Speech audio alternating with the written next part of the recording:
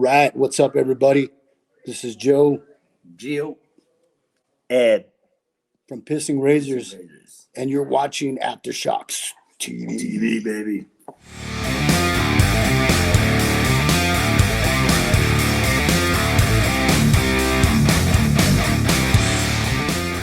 All right, Aftershocks TV, we're back once again with everybody for another dose of all things rock and metal this week. Matt and Tom with you as always. And this week, of course, we're joined once again by the one and only head honcho of the CMS Network and host of Chris Akin Presents, and, of course, original co-host of Aftershocks TV. We got the man himself, Mr. Chris Akin, who's joining us this week. What's going on, Chris? What up, guys? How we doing? Good, man. Doing good, dude. Yeah, thanks for coming on with us this week, Chris. Sure. Hey, anytime I could be in front of a camera and whoring for my projects, I'm in. Oh, we know. Oh, fuck it, we know that. Well, I know we chose the right week, Chris, as you said, because I know you got actually like a day. I mean, you actually have a day off. How about that of not doing anything, huh? Yeah, tomorrow, no CMS, so this will be,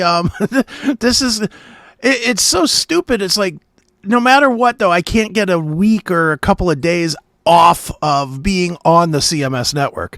Because now you'll cut this up into, 2 or 3 segments, so it'll be on 3 days there. And then we've got on Wednesday, we're doing a kind of a limited edition release. I don't usually release anything on Wednesday other than the first segment of Chris Akin Presents, but we're also releasing an interview with Jeff Fab from Black Label Society because they let us be the first ones to release the single, but we had to release it. We had to tie it to the interview, and the single drops officially on Friday, so on Wednesday. So, like any other week, there's too much Chris Akin on the CMS network, but whatever, it's fun.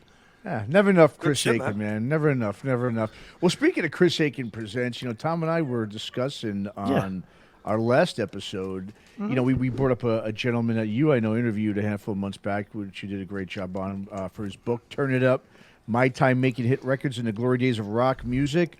Sure. Of course, Tom Werman, the legendary producer. Obviously, he's produced bands like Motley Crue, Poison, Twisted Sister, Ted Nugent, sure. I mean, just go down the list. He's done it all. And he seems like a pretty cool dude, man. Really down to earth guy. Like I said, I'm reading his book right now. I'm about a third to almost halfway done with it. I really like it, man. Just I like the way he. Yeah, I don't see a lot of ego in the book, which is really very rare for that time, especially. You know what I mean? Yeah, you know what? He's an interesting guy because talking to him, there's ego there. There's no doubt there's ego there. But whatever. I mean, if I had a wall with 50 Diamond Records on it or whatever, I'd be a little egotistical myself. Yeah, true. You guys definitely got to talk to him, though. I know I forwarded you guys his email because I heard you guys talking about him, and I was like, here's the publicist. Reach out because he's a great conversation. And I'll tell you what, I had him. Yeah, and Matt, you probably know this. Tom, I don't know if you do or not, but you usually get offered a 30-minute hit. You get offered 30 minutes. I got offered an hour. And I used every bit of that and was just barely scratching the surface. I could have probably done 3 hours with him. Yeah, he's a talker. He talks, man. And he remembers that. He's 75 years old or whatever he is. He remembers everything. He remembers that at the third day of recording of the first Ted Nugent, he had a ham sandwich and a Coke. Like, he remembers everything about what he was doing. So... Great guy to talk to. Great. I was pleasantly surprised to hear you guys talking about Tom Werman because he was a really good. And I was really excited to interview. Oh yeah. Like I don't get super excited to interview very many guys anymore because I'm waiting for Hetfield and Ozzy and then I'm done. Those are the two that I have not done. Hurry up on Ozzy. Oh, I know. I better get it quick. But I mean, those are the only two literally in my list that I want to interview that I have not. So when I get to do these guys, I get way more excited about a Tom Werman or a Bo Hill or a Brendan O'Brien, producer type guys than I ever will anymore to talk to, I don't know, Rob Halford or somebody. Sure.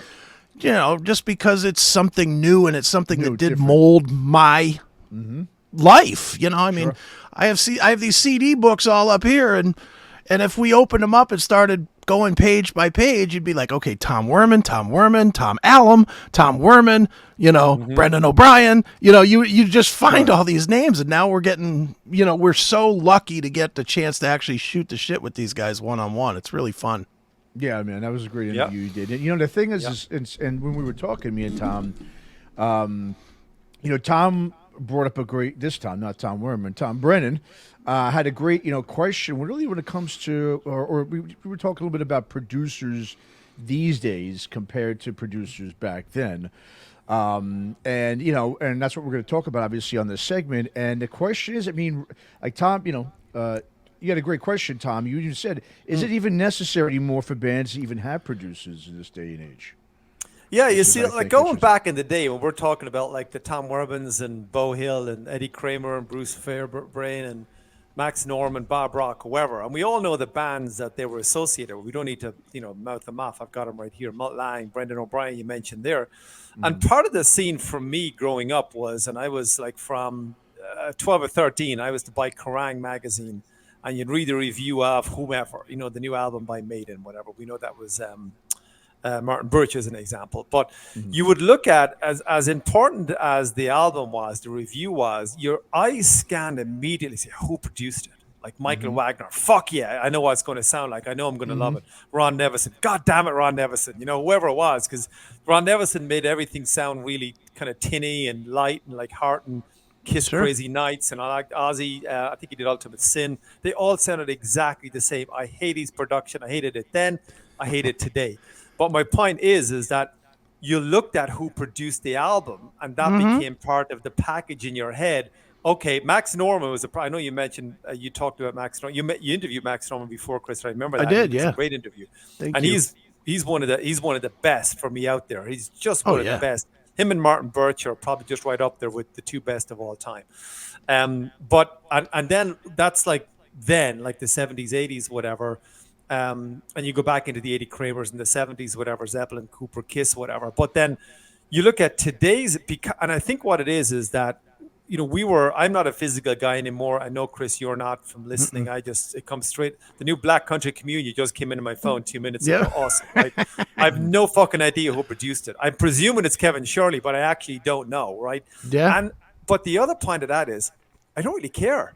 Like, this was a big deal to me before because I'm a streamer. I put headphones on. It comes into my phone. I'll check it out because I want to know from a curiosity perspective, but I don't really care as much as I used to. And I think that producers, 70s, 80s, and a little bit of the 90s was important. I don't know if it matters today. I just don't know. I don't have an answer. I'm kind of throwing it out there. Is it a Nick Raskolinitz? Is it going to be... he's obviously, pretty prominent. Obviously, Andy Sneap is mentioned in every second sentence by whomever. And how important are metal producers and rock producers today? And do they carry the weight that they did back in the day? And that's the discussion for tonight, guys. Yeah, when you think about just just going back, right, even before the 70s, right, you think of the 60s. The first producer that was always known as, like, the guy was the fifth Beatle, right, George Martin. He was, like... Right. The first, like, big guy. And then, of course, on top of that, really the guy who, after that, who was the big producer was Phil Spector. Because he was the guy, sure, he was known for showing up all junked out and stuff at half of the, the bands that he produced. But he really incorporated that. I remember the big wall of sound of the drums and the bass. If you listen to all those some of the Motown stuff, you listen to the Ronettes and... just all those kind of bands. They had those big banging drums, and bass behind the vocals. And, when it comes to hard rock and metal, like you said, Tom, really the 70s, like you just brought up a name before, obviously, Martin Birch, right? He was obviously, the classic name, and when you think about it too, what I always found interesting about producers is, well, how does a producer become like this, this major, player in all these bands, in their recordings or just really in their careers. And, if you look at a guy like Martin Birch, right, he essentially started, he was the guy, the England guy. He was the English guy, right? That's right. Started out with Fleetwood Mac, Peter Green's Fleetwood Mac. He started that. And then, did bands like Wishbone Ash. But then he really, it was really, like you said, when he started working with Deep Purple, then he became sort of, and like we see a lot of producers, he was like sort of the producer within that circle. you know, because Right. he also produced Rainbow. He produced Whitesnake. Later on, he even produced, Black Sabbath with Dio.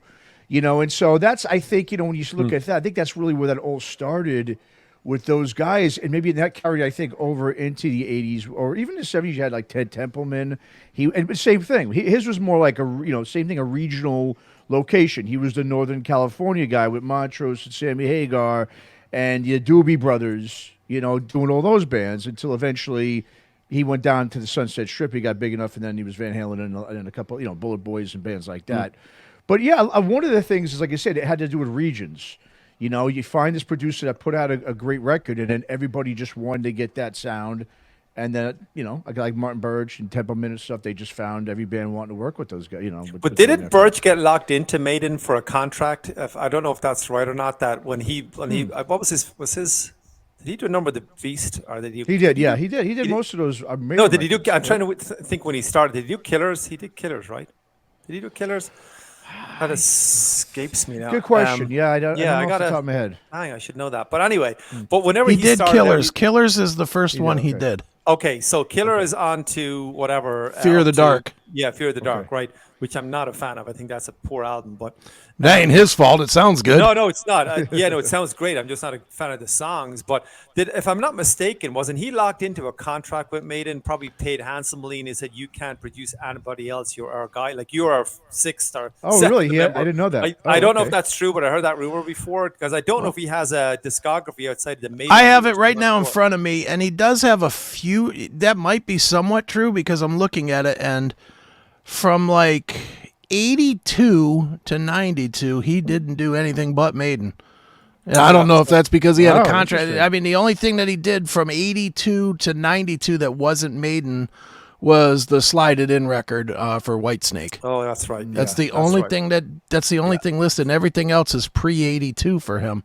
Yeah, so it's probably correct somewhat that he was made and probably said, here's a shit ton of money, you ain't producing anybody. And he said, fuck yeah, I'll take it. He didn't care. And he died Yeah. young, unfortunately, but he was one of the best for me. His sound, like, you listen to Heaven and Hell, Mob Rules, the fucking sound off those things, they're 1980 and 81 respectively. Phenomenal for that, yeah. Unbelievable. Yeah, they still hold up. Still hold up. Unbelievable. Yep. Yeah.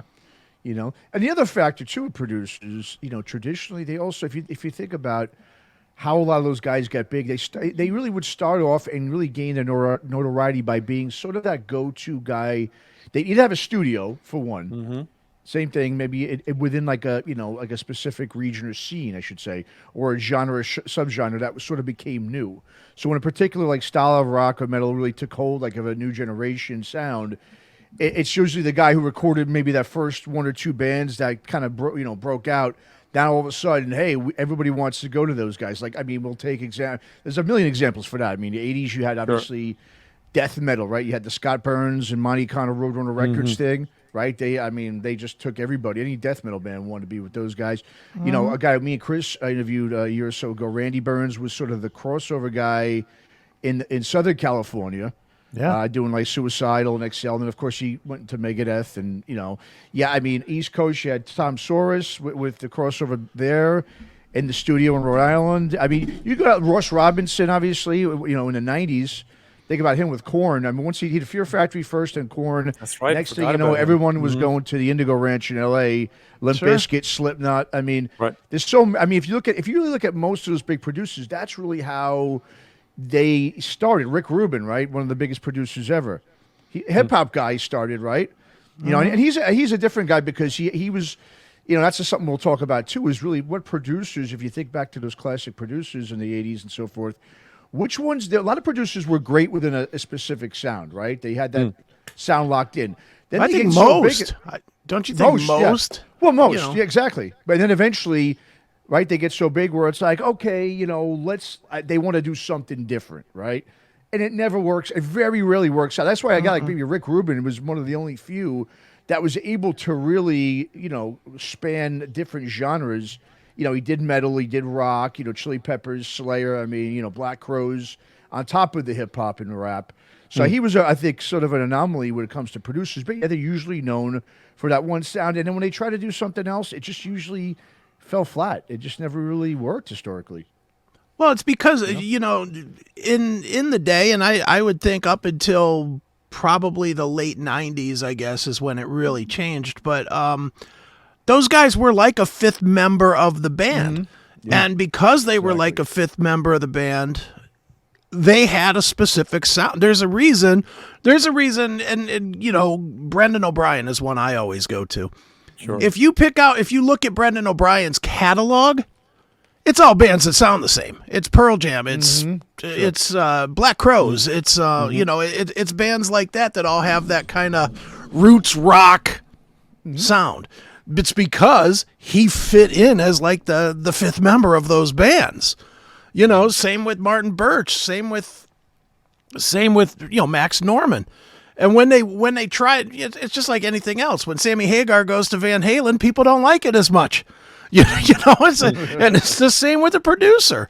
When you try to wedge the Deep Purple guy in with Korn, that ain't gonna work real well. It's just not gonna sound right.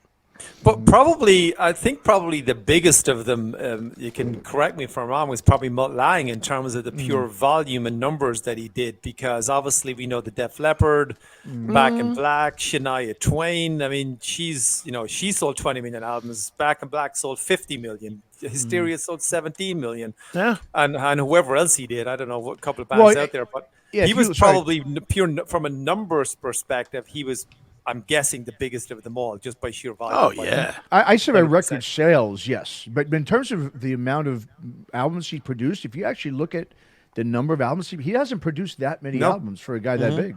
Yeah. Right. I mean, like you said, he did, obviously. There's a good 30 here. Well, yeah, but that's not that much. If you think about going back to, this guy was around in the late 70s, you think about there until now, 30 albums is not that much. You want to look at. No, it's not. It's not. You look at what the was Rick his last Rubins one, Chris? What's the last one he did? And you're in front of you've got it up. Ashley Clark in 2015. No idea who. Before that, Muse in 2015, and Maroon 5 in 2010, and Nickelback in 2008. I mean, here's the thing with Mutt Lange. I've always joked about this. If I was a new band, I would give everything to have Mutt Lange do my record. Right. I'd be like, you can have 90% of my whole entire career if you'll produce my debut record. Because when you look at Hysteria sold 15 million records, I believe. Pyromania sold 15 million. Back in Black is still selling records. And Highway to Hell. Don't forget Highway to Hell, and For Those About to Rock. Right. Foreigner 4, which everybody just glosses over like that didn't happen. That one. He did Foreigner 4. Dude, this guy churned out 10 million record sales every time he touched it. He took Def Leppard after they were done and did that Adrenalize or whatever, and that sold like 6 million records, and no one likes that record. Yeah. But people bought it because it sounded like a Mutt Lange record. Yeah. He is definitely the exception to the rule, though. I mean, there's not another guy like him. No, I agree with you, but I think that, like, when you had a Martin Birch or you had a Mutt Lange or you had a whoever it was, an Eddie Kramer, they became part of the PR. Oh yeah. Like produced by. I mean, today nobody fucking. Maybe if you're an Andy Sneap or maybe a Nick Raskulinecz, whatever, you will get a mention. But for the most part, you take any metalcore, death metal, whatever. I don't think I've lost track of who's producing albums because I don't live in a physical world anymore. I've got nothing to read. It's almost like it's too much fucking hassle to look it up on Wikipedia who produced the new whatever. I just listen to it and go, that sounds right. And what'll happen is I'll end up listening to the production and go, fuck, that sounds really good. Who produced it? Then I'll go searching for it. So it's almost like I'm not curious anymore, and I used to be. Like, I can have a discussion about Tom Werman and Bo Hill all day long. Ask me from who produced I mean, if I jump on, this is just from a curiosity perspective. I jump on to for Apple Music right now, and I'm going to. So this is what came in, right? Black Country Communion, David Reese, Bruce Dickinson, Firewind, Accept, new song, Ingested. I don't know who produced any of those. I know I love the bands. I don't know who produced them. Yeah, and I'll tell you, I think why. It's because everything's recorded digitally. Yeah. And it really all sounds the same. I mean, that'll go to our question we'll talk about here in a bit in terms of, is it even necessary to have a producer? I think these days it's more about the mixing than the actual production and the producing. Because I mean, that's just my opinion. I mean, I'm not saying it's still, it still pays to, have a good producer. But you're not recording an analog anymore, so you're not having these. Everything's recorded the same way, and everything sounds the same. So I think it really, it's. I mean, you can get obviously a sonic difference from certain, but that, like I said, once again, that's more I think the mixing than the production, and so.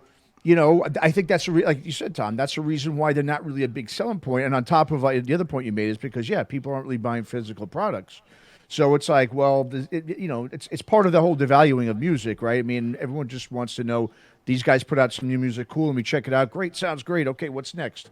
And that's it. It's not these big, like we've talked about before, these big Opus records anymore, where you're going to bring in this Rick Rubin or some of these big producers to make this amazing sounding record. You really just want a couple of singles on each record to go out and tour and then come back and do it again 2 years later.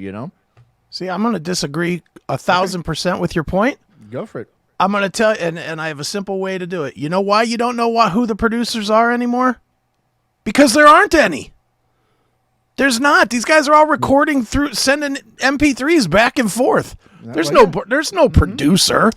To have a producer, you got to have the band get together and produce something. Well, that's why it's about the mixing now. And not that's why Mayor Applebaum or guys like that are monstrous, because they're the ones making the thing. But there's no producers anymore, and quite honestly, even the old school bands, they don't want to give away what little tiny bit of money there is. That's it. They don't want. They get a $20,000 advance. They don't want to give. They don't want to give $5,000 of that to Bo Hill to come in and do anything. Because what's he going to do? He's going to take MP3s and lay it on a track. Exactly. That's all he's going to do. So I'm saying the digital stuff. Exactly. That's the thing. But here's why I disagree. The biggest part of it is I think one of the big reactions to that is we no longer have big bands. We don't have anybody controlling song quality. If, I don't know who, Dokken, I'll just throw a name out there because he has a new record. Dokken doesn't have anybody standing over his shoulder saying, these 2 songs work, these 8 stink. Get rid of them, go back to writing again. That's what these producers did back in the day. They would, and Matt, we've had interviews with what's his name? Randy Burns. We interviewed Paul. Was it Paul? Fig. Paul Fig from, Fig, and he's they all said, his engineer. Yeah. Mm-hmm. Yeah, but they all said the same thing, that the producers weeded out the bad stuff. Yeah. There's nobody weeding it out anymore. It's here's $20,000. Shit on a shingle and send it back to me.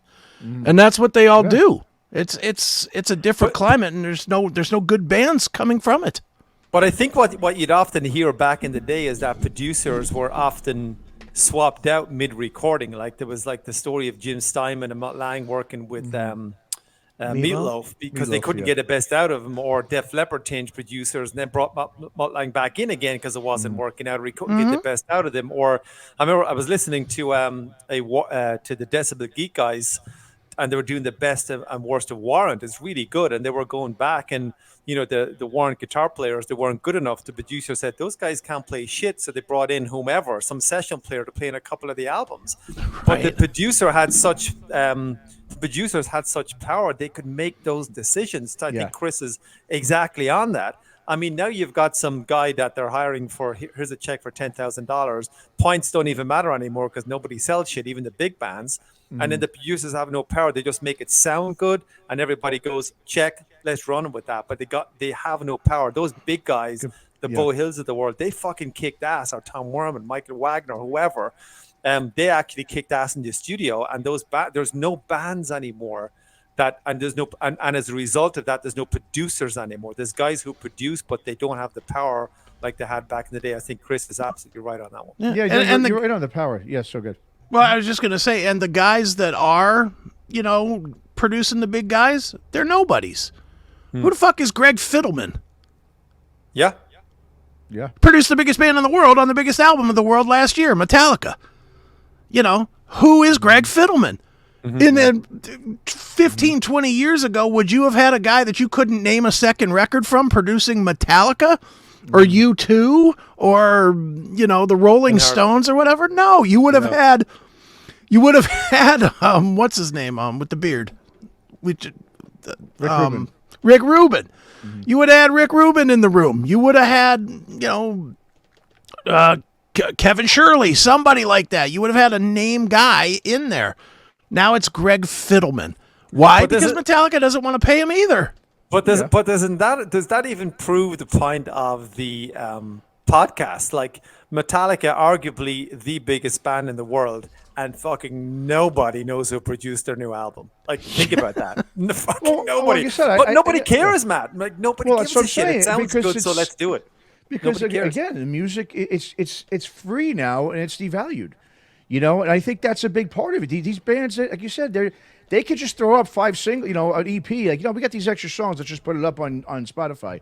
I mean, there's none of this like, well, let's hold this now and let's wait and see for our next record what we're going to use it for. Maybe we can use it for something else or whatever. No, right? They could just throw it up now. It doesn't matter because it's free. In the past, they wouldn't just throw anything on a record because they had to be careful because you're selling this big product here. You want to make sure that you've got, a decent, plate of good songs on there. Now it's like, whatever, as long as we got 3 hits, we figure out, okay, the rest are all filler. Who cares? Sure. It's free anyway. You know what I mean? So why are we going to pay exactly someone to come in and we're giving this music away anyway? And so why, like you said, like Chris was saying, why then spend $20,000 on, throwing it down on a guy who's going to just, like I said, it's just the whole thing is absolutely changed, and it's totally different. And dude, one of the other things that I notice on a lot of records, I don't know if you guys do or not, Matt, you probably don't because you don't. I'm thinking most of the music you listen to is kind of done in like 1 or 2 sessions. A lot of the doomer stuff. Tom, you may hear this a lot more. The records don't even sound the same anymore from start to finish. Because they have different producers. Like, that's right. You guys know, everybody knows my love for the band Plush. And they just put out an EP that sounds like it was recorded in 2 places or at 2 different times. Why? Because it was. Half of it was done by Johnny Kaye. Half of it was done, a year and a half later by the Four Horsemen, the Nixon's guy. Right. And it sounds it. When you listen to it, you hear a distinct difference in your headphones. People don't care anymore. People, it won't stop them from selling, 100 CDs at a show. It's not going to stop them, so they don't give a shit. Back in the day, dude, you remember, who's the producer that did In Utero? What's his name? Oh...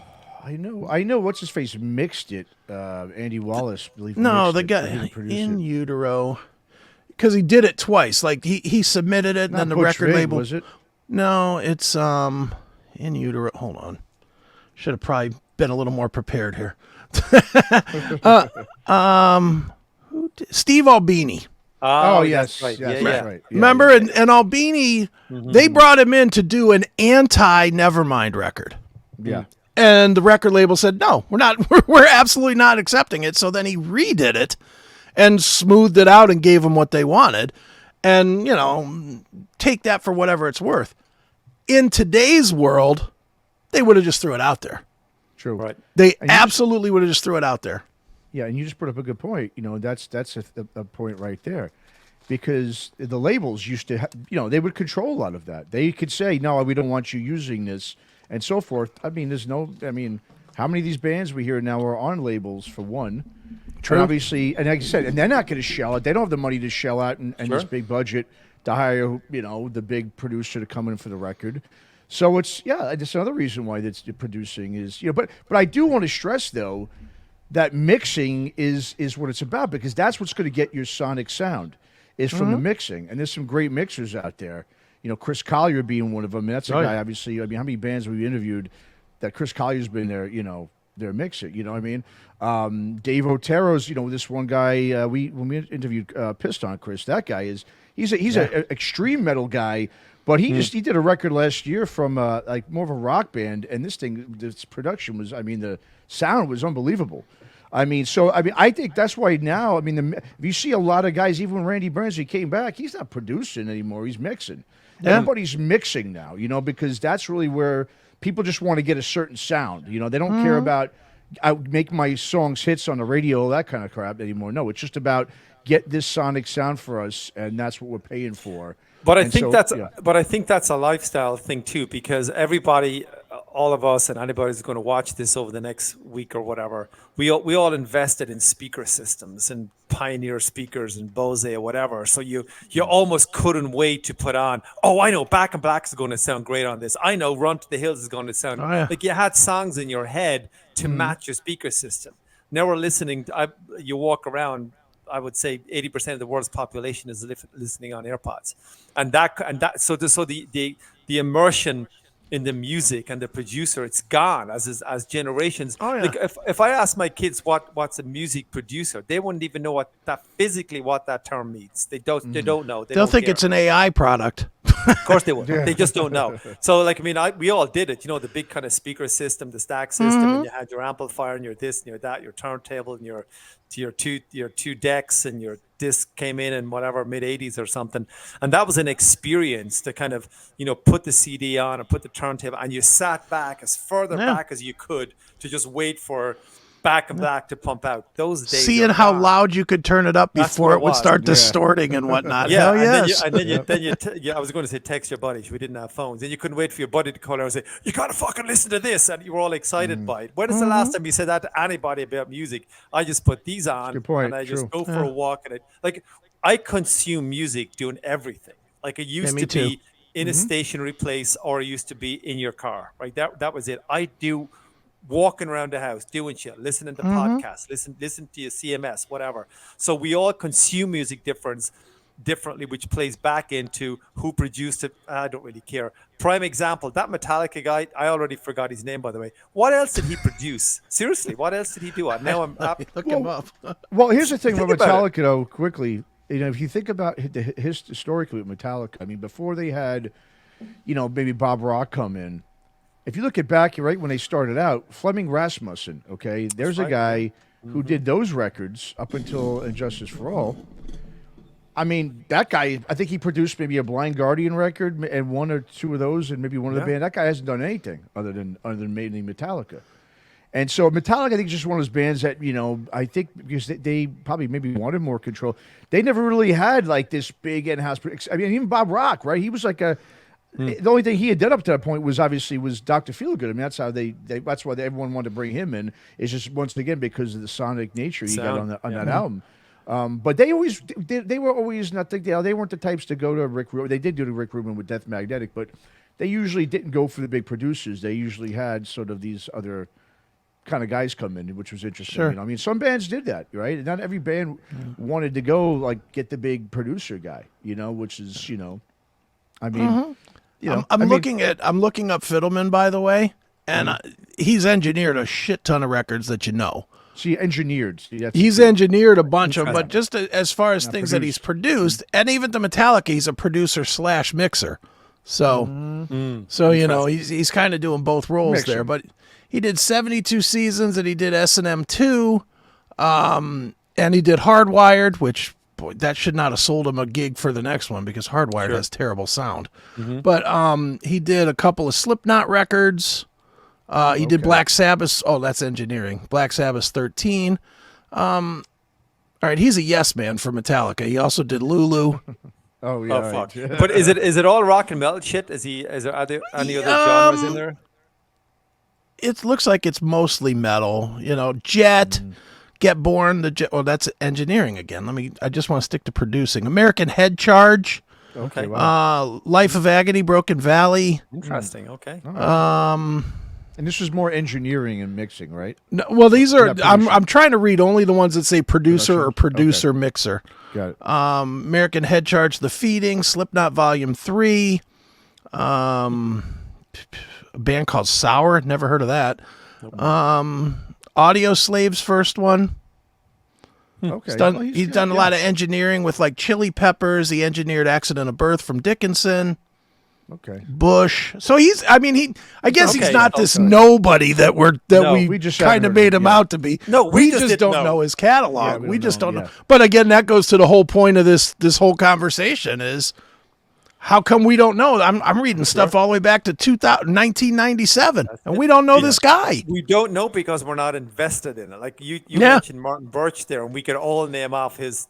Because I think actually Richie on Focus on Metal like a couple of months back or a year ago did like top 5 or top 10 Martin Birch produced albums. You can do that. You can have that type of discussion on previous generations, previous decades. If I was to do that today and said, like, I'm looking at Mark Lewis, who incidentally produced Dying Fetus and Whitechapel, 2 bands I absolutely love, right?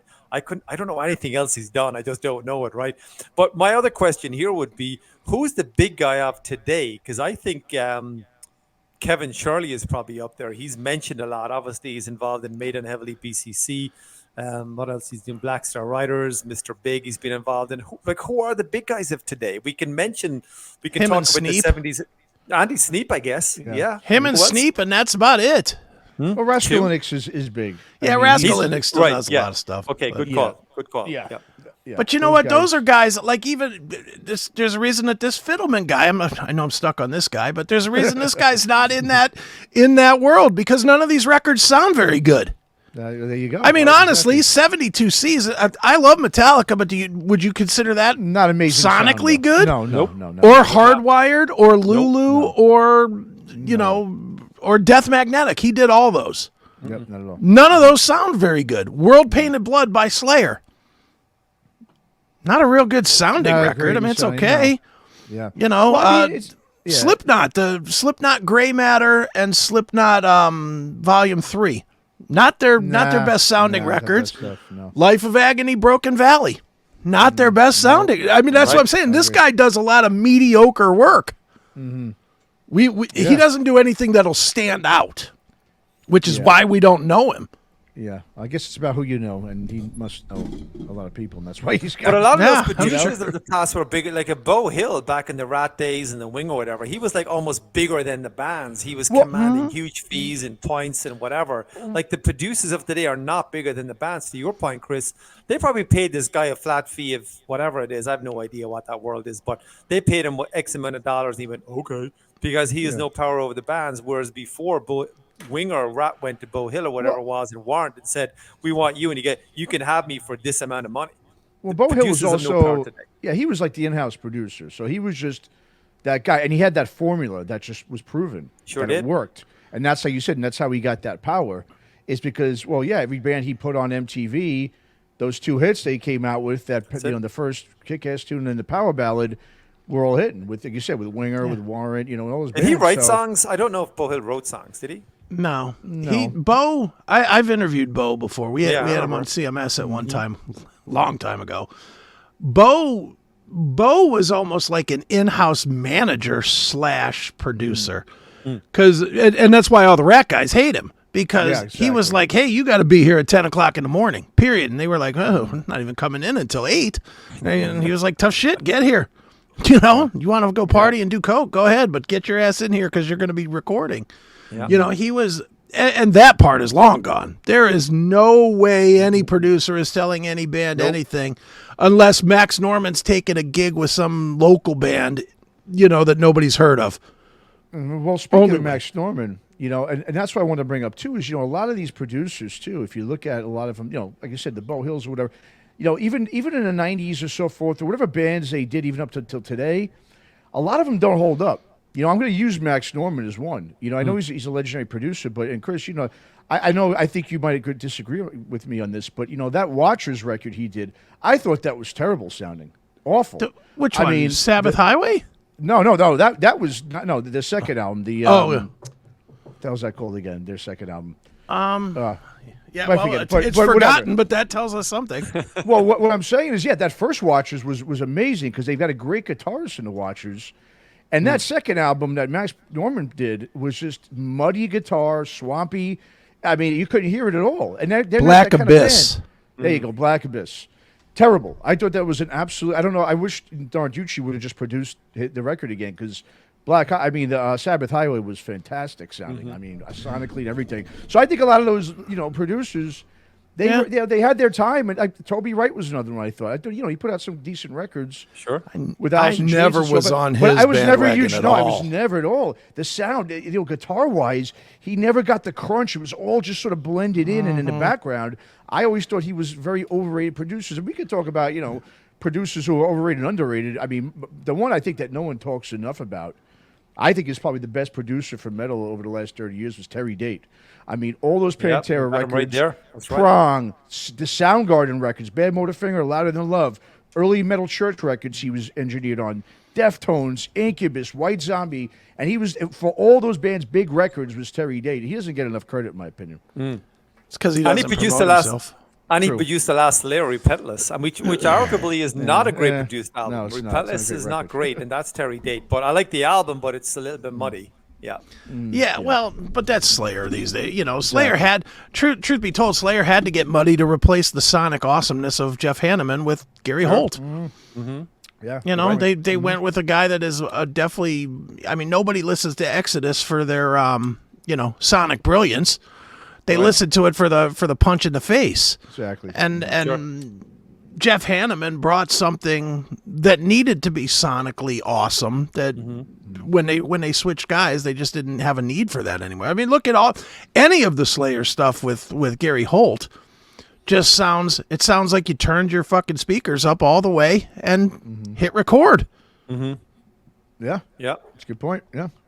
Well, Slayer broken up. Oh no, they're not. So that's all. Well, we'll hear their next album, right? Yeah, exactly. when they schedule their next tour too, right? Yeah. Even though I do like the new Kerry King track, I'm a fan. When I okay. listen, Yeah. when Matt and I had a segment on, I know Chris, you spoke Yeah. about it with Eric, but I like it. I mean, listen to it. First of all, I said, oh fuck, it's exactly like Repentless. It's like another Slayer track. But I said, well, that's kind of what I want. So what am I complaining about? So I think it's a good track, nothing new, but I like it sonically. There's, I like the vocals. Is Sure. what it is. Bring it on.